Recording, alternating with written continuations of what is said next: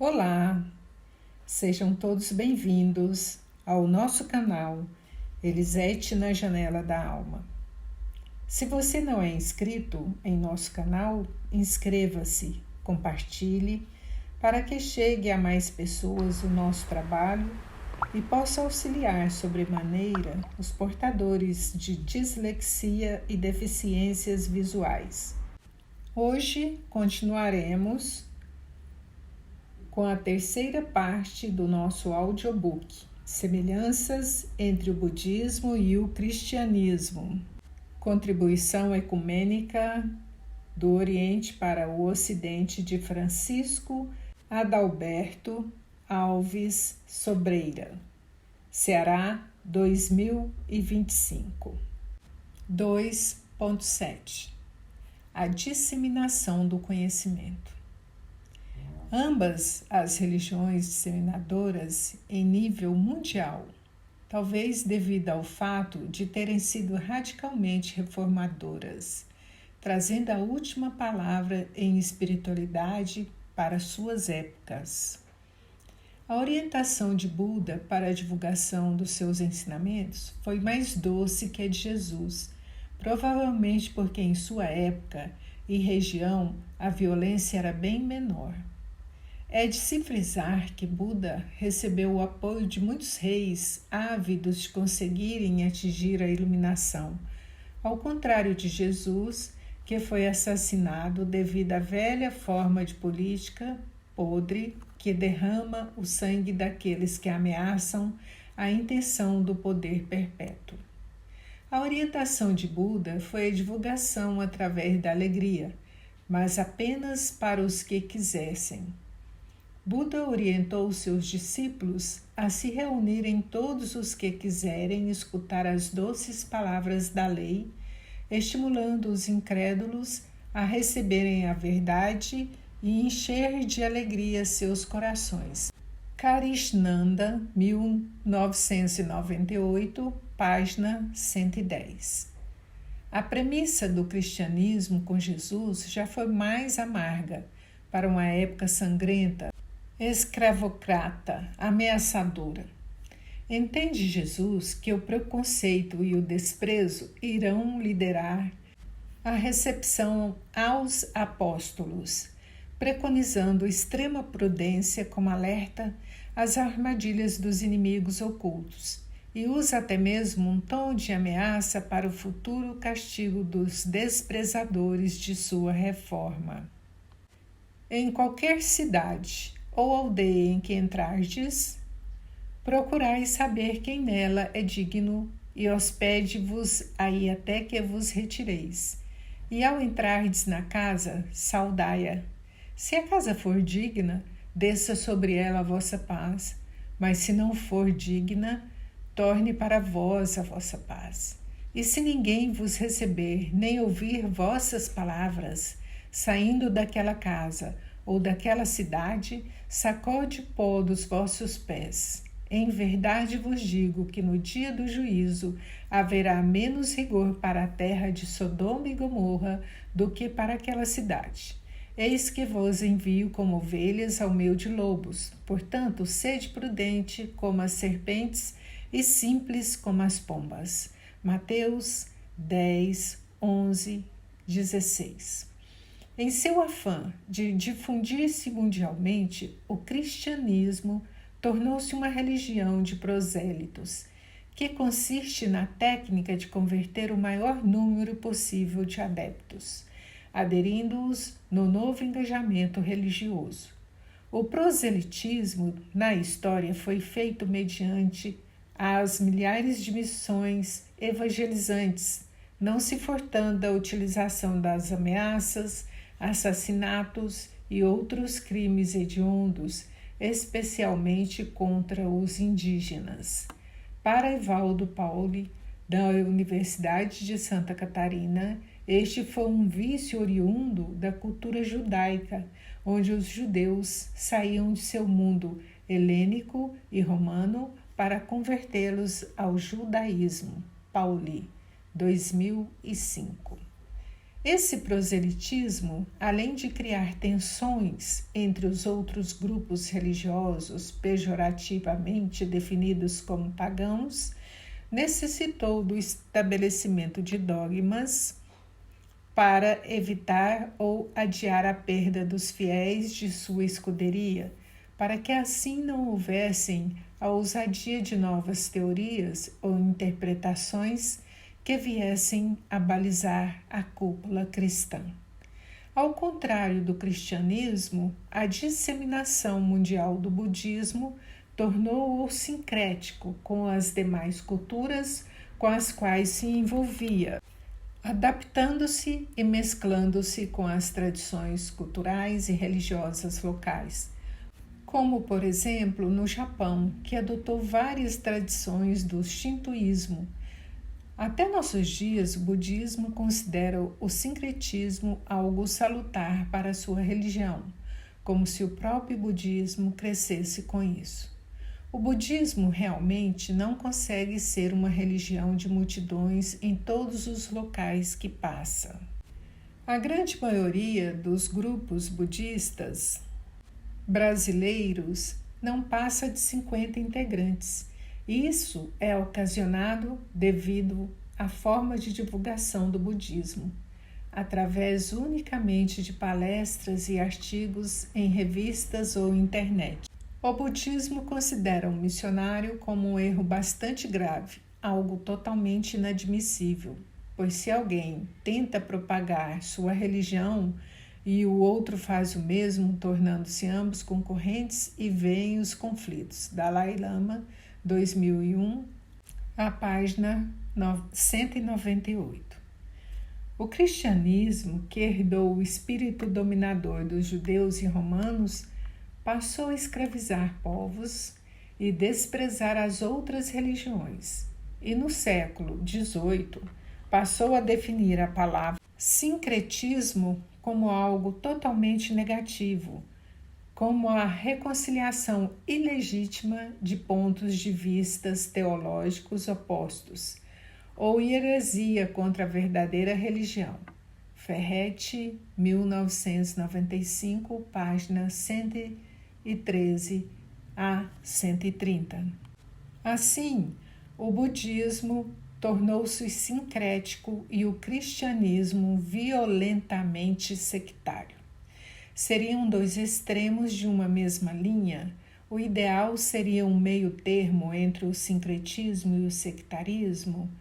Para essas religiões que trabalham para divulgar seus ensinamentos em amplitude mundial, o termo sincretismo não pode deixar de existir quando se entra em contato e se convive com culturas diferentes.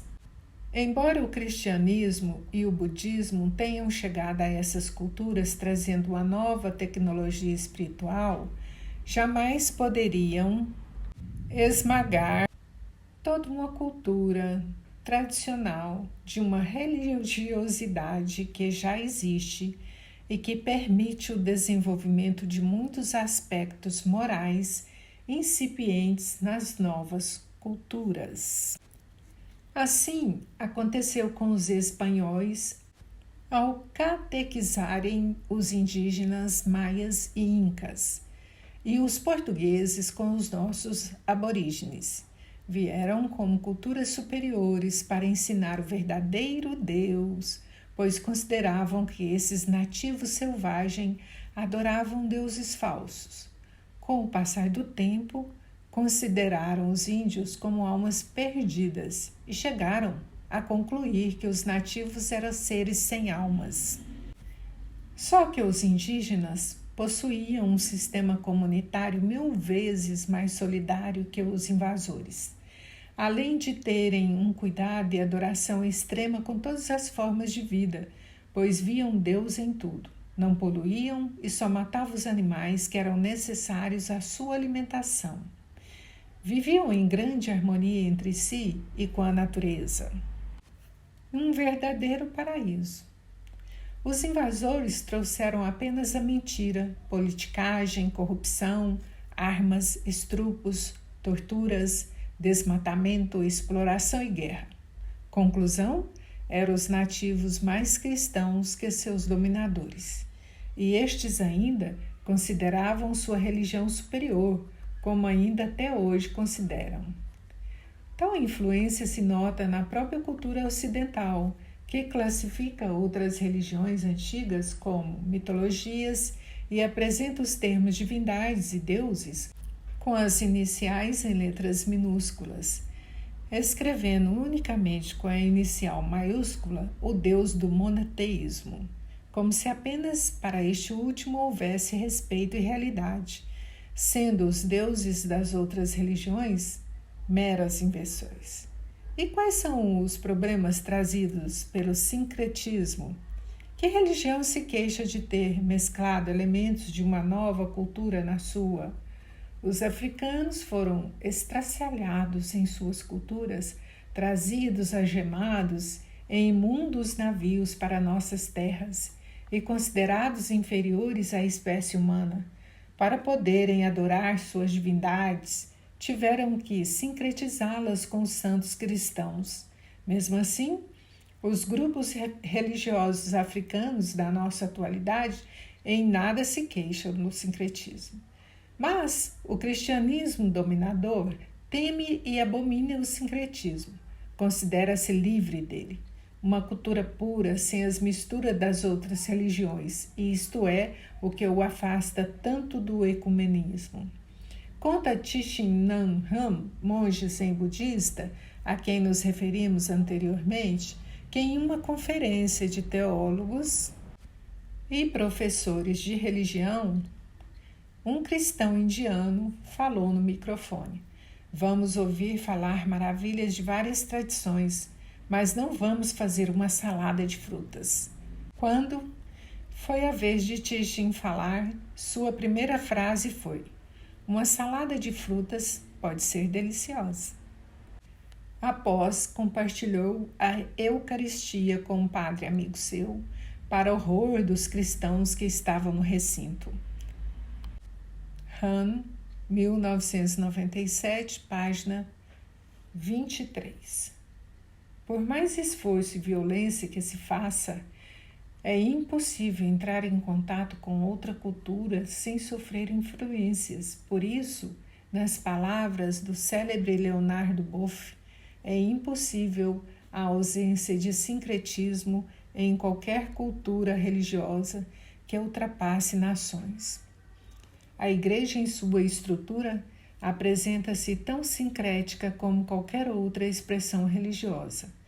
O cristianismo puro não existe, nunca existiu, nem pode existir. O sincretismo, portanto, não constitui um mal necessário nem representa uma patologia da religião pura. É sua normalidade. Boff, 1982, páginas 150, 151. De forma alguma, podemos condenar o sincretismo, mas devemos equipará-lo ao próprio termo ecumenismo, denotando respeito, tolerância e humildade religiosa, além de uma grande abertura em aprender o novo. Sincretismo une evangelização e respeito. Sectarismo e tentativa de pureza religiosa unem guerra e atraso cultural. Temos o exemplo muito claro disso nos países que adotaram o islamismo fundamentalista, trazendo guerra e dor para seu povo. 2.8 Iluminações.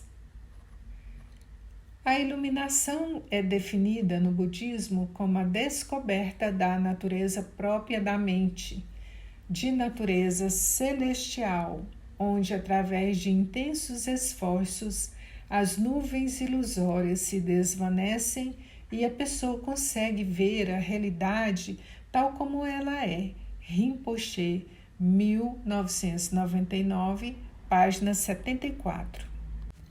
Um verdadeiro insight, um grande choque em que, a partir desse instante que se desperta a pessoa, muda radicalmente sua forma de ver a vida, tornando-se espiritualmente profunda e consciente. A iluminação é a manifestação extraordinária da consciência, e existem muitos casos no budismo e no cristianismo.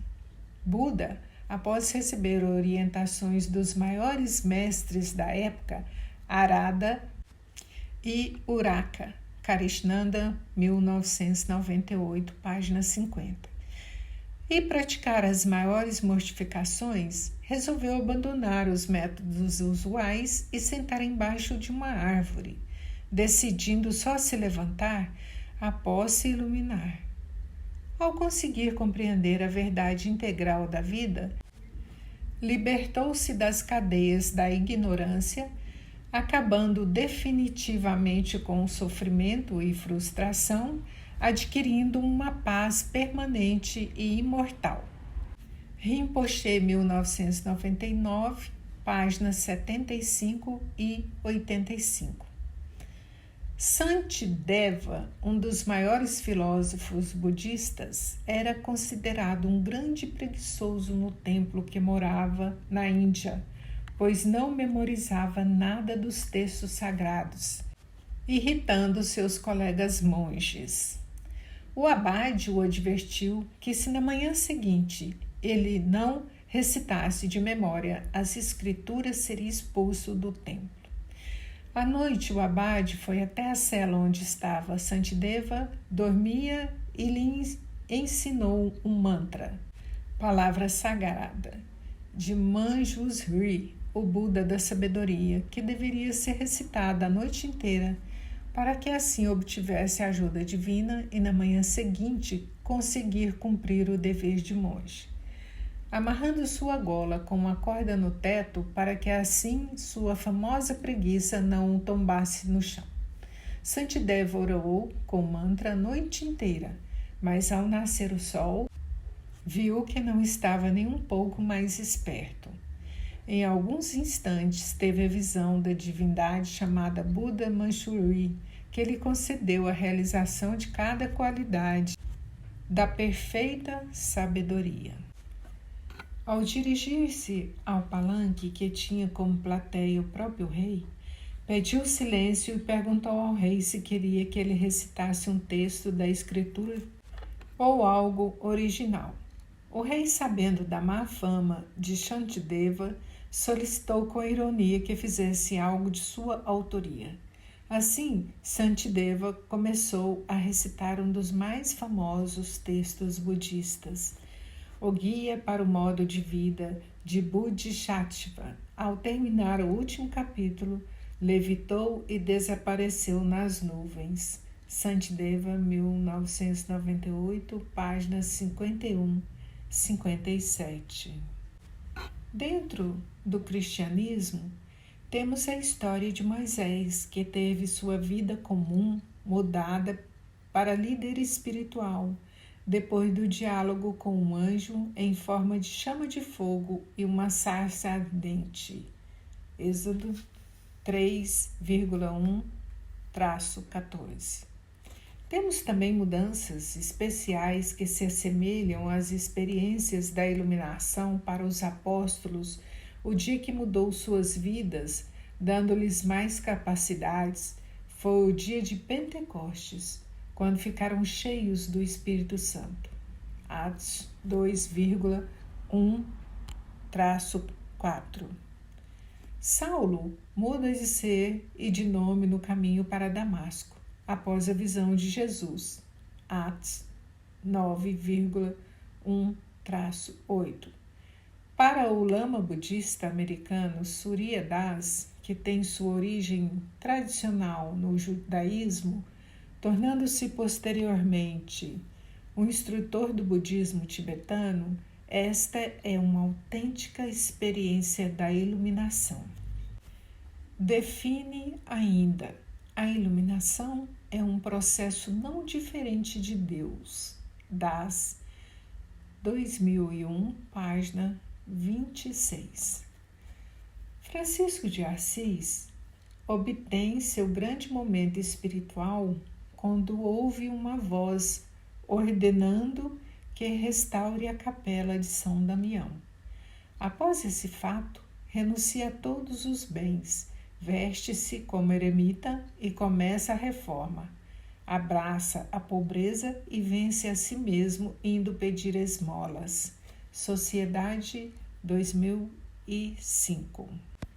Nenhum místico tem maior semelhança com o budismo do que Francisco de Assis, com seus votos de pobreza, suas sessões de oração, seus êxtases místicos típicos de meditadores, seu extremo amor por todas as formas de vida.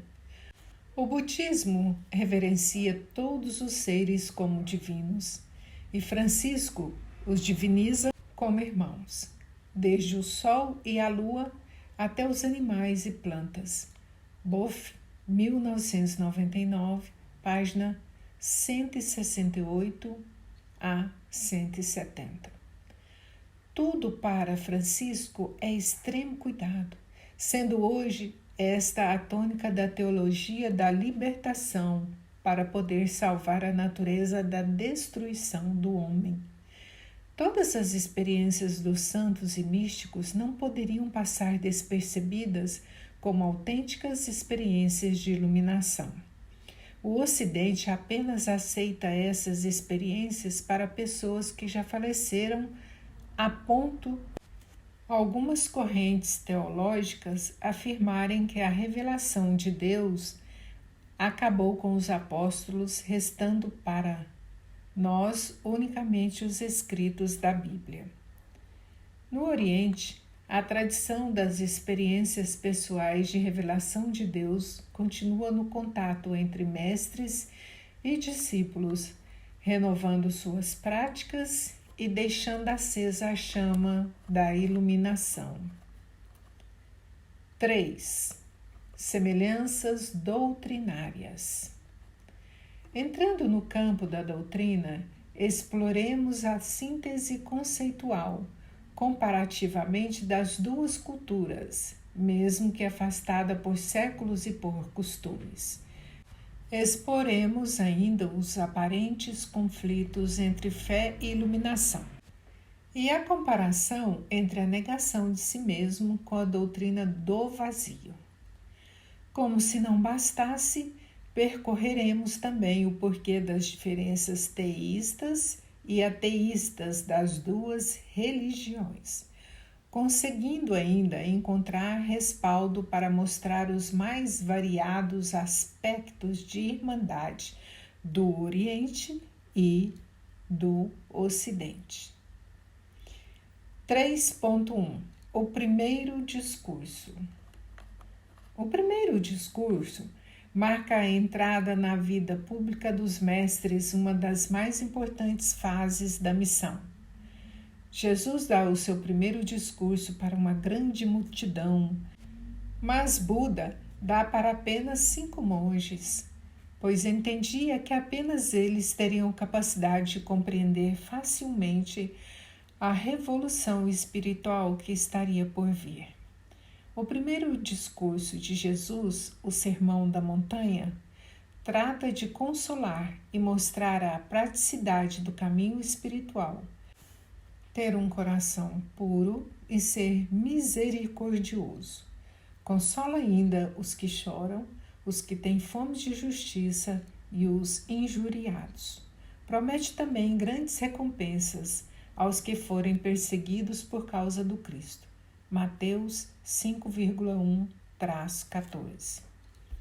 Em meio a toda a desolação que viviam os deserdados de Israel, pisados pela dominação romana e pela inflexibilidade judaica, o Cristo os coloca a terem um coração puro e misericordioso, pois essa seria a única forma de trazer paz a tanta turbulência.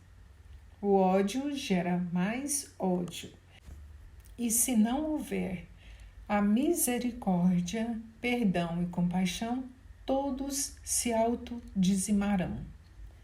Mesmo que haja dor e injustiça, o coração puro e misericordioso é o que sustentará a força e o triunfo de uma vida, mesmo que seja assassinado, mesmo que perca tudo, pois poderá provocar o benefício de muitos no futuro. Essa foi a vida crística. Buda também, em seu primeiro discurso, mostra o caminho mais prático para a espiritualidade e, ao invés do consolo, usa a representação, pois eram ensinamentos para pessoas a quem tinha intimidade e não para uma multidão em geral. Proferiu na cidade de Varanasi, Índia, para os 5 monges ascetas com quem praticara as mais violentas mortificações. Mostrou-os que a espiritualidade baseia-se no caminho do meio, o equilíbrio em todas as coisas, e advertiu-os que as mortificações não limpariam seus defeitos.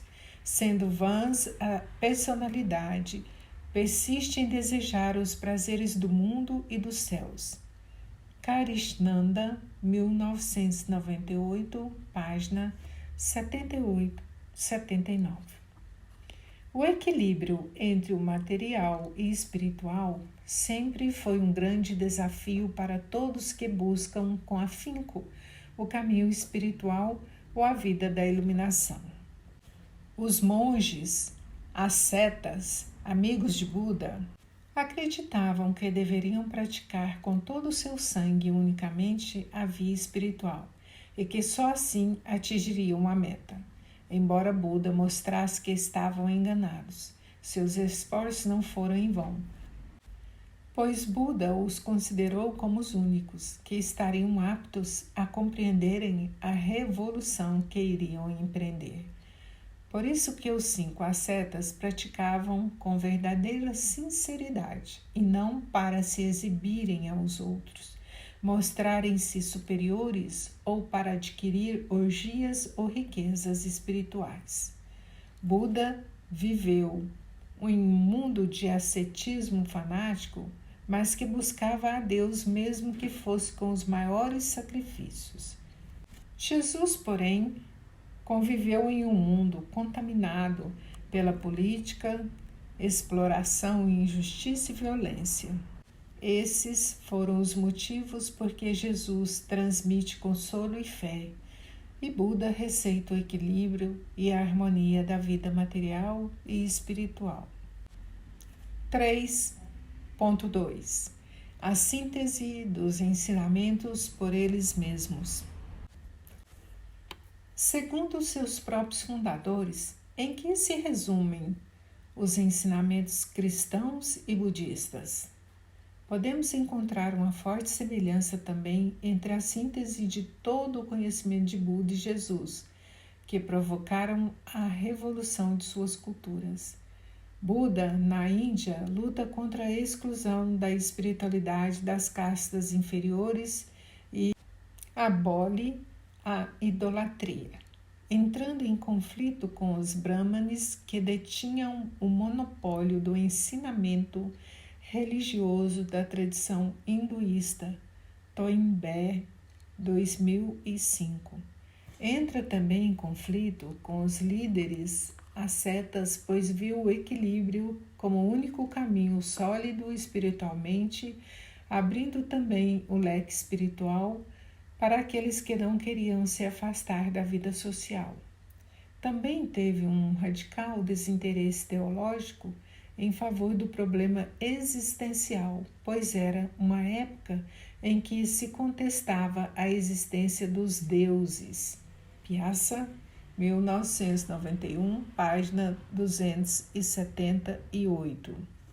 A linguagem de Buda voltou-se então totalmente para o esforço humano em prol da iluminação e cessação dos sofrimentos. Uma linguagem totalmente nova em todas as épocas da humanidade, agradando sobretudo aqueles que não se inspiravam com as ideias devocionais do hinduísmo e nem com os extremos do jainismo. Daí seu principal ensinamento ser voltado às 4 nobres verdades. Primeiro, o sofrimento existe. Segundo, as causas do sofrimento são os desejos. Terceiro, o sofrimento pode ser cessado.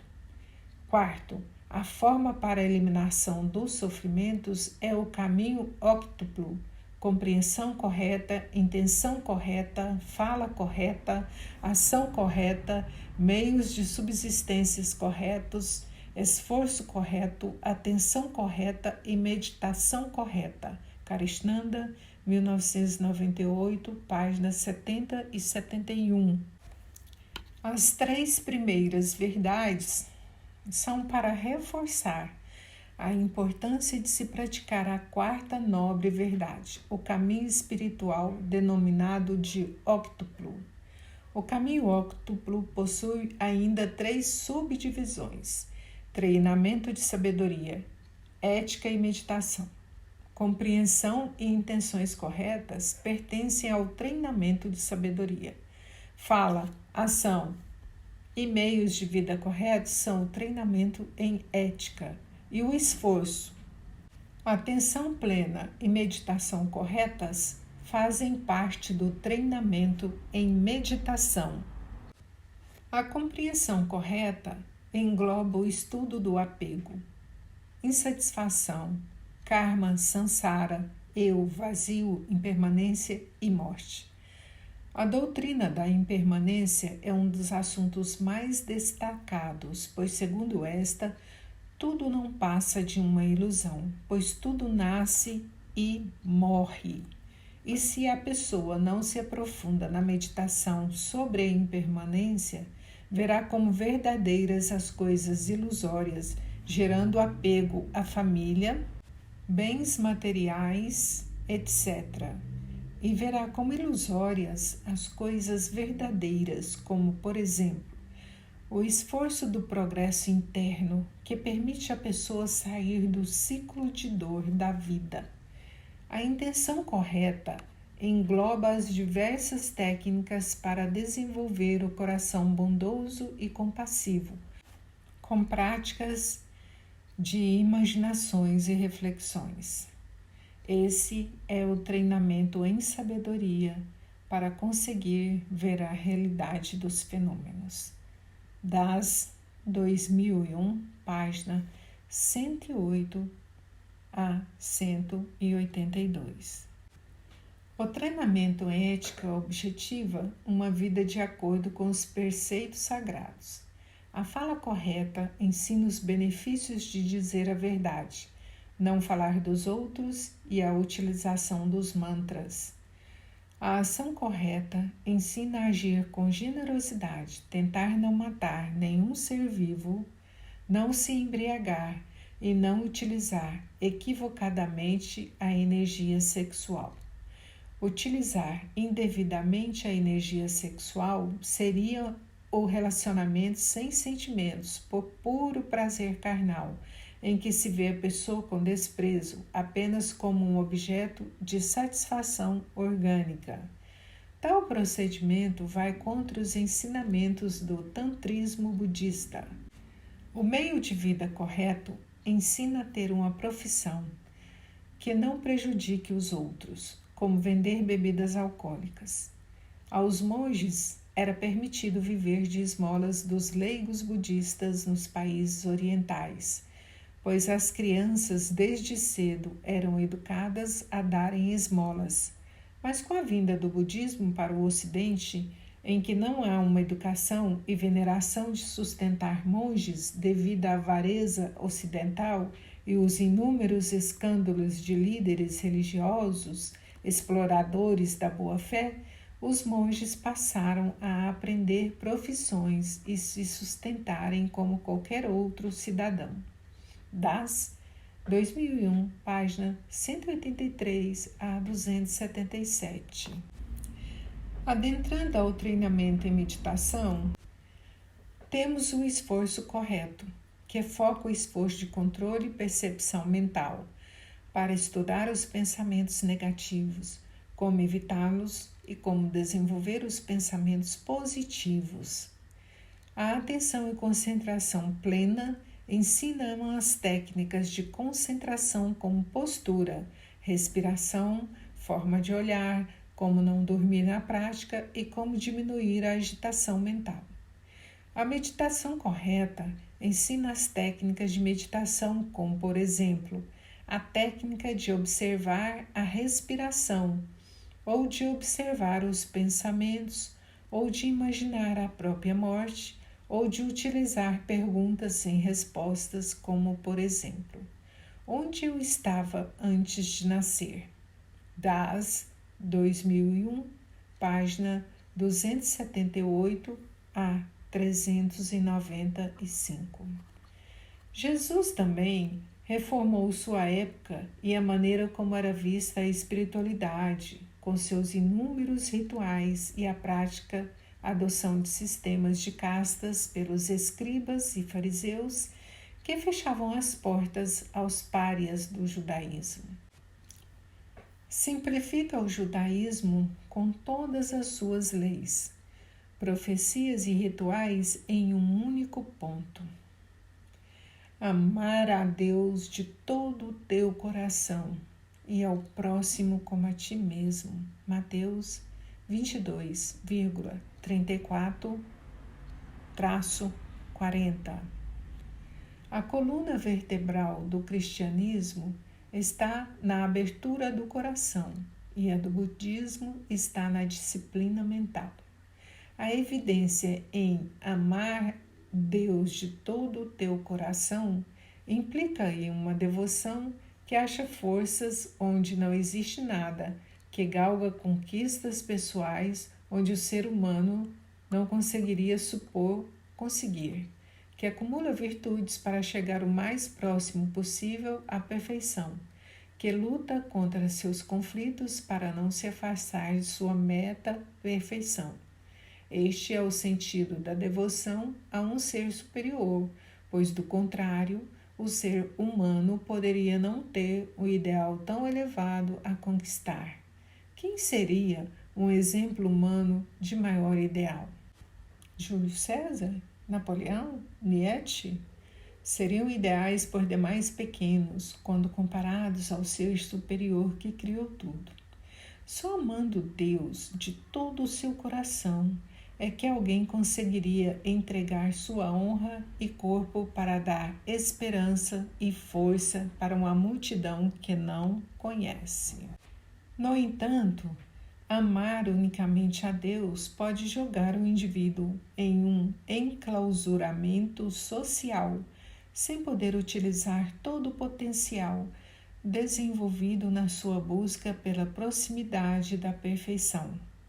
Mais vale o miserável que colheu uma fruta para um companheiro do que um grande sábio que passou sua vida escondido em uma caverna. Daí a complementação crística de amar ao próximo para amar ao próximo como a si mesmo.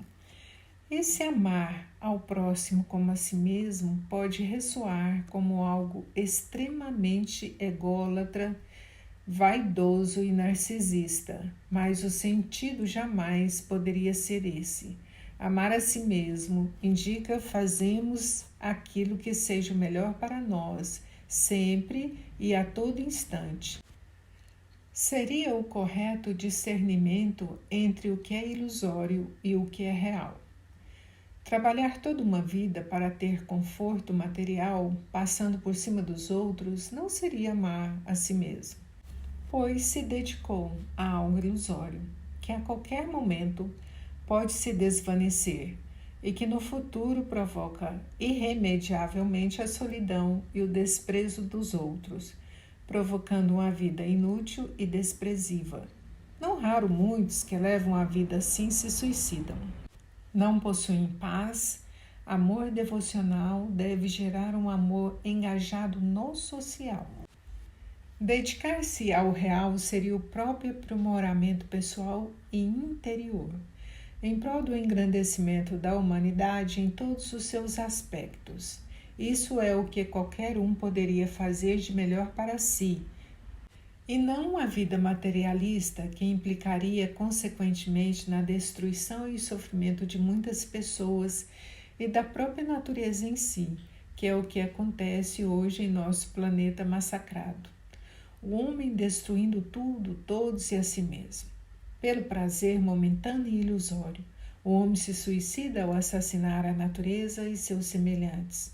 O contrário do amar a si mesmo é o lema da nossa humanidade: destruir o próximo e a si mesmo.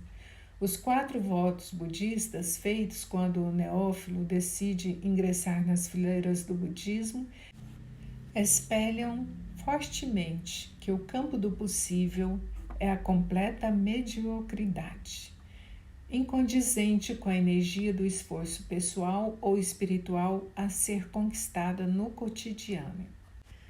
Embora os seres vivos sejam inumeráveis, eu me comprometo a salvá-los. Embora meus desejos sejam inesgotáveis, eu me comprometo a me libertar deles. Embora os ensinamentos sejam ilimitados, eu me comprometo a aprendê-los todos. Embora o budismo seja inalcançável, eu me comprometo a atingi-lo. Suzuki, 1994, página 44.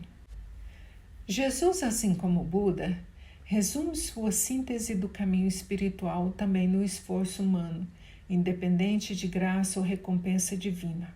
Jesus ordena amar a Deus e ao próximo, e Buda manda encontrar a felicidade extirpando os defeitos e prazeres mundanos. Jesus prega a devoção divina e humana, e Buda a purificação. Mas como ter devoção de qualquer espécie estando com a mente carregada de egoísmo, ganância, desprezo pelo próximo, orgias, irritação, angústias, medos, traições, vinganças, remorsos, traumas e mágoas? Nenhuma devoção, nem pelo divino, nem pelo companheiro, poderia existir sem uma disciplina de eliminação de todas essas distorções mentais.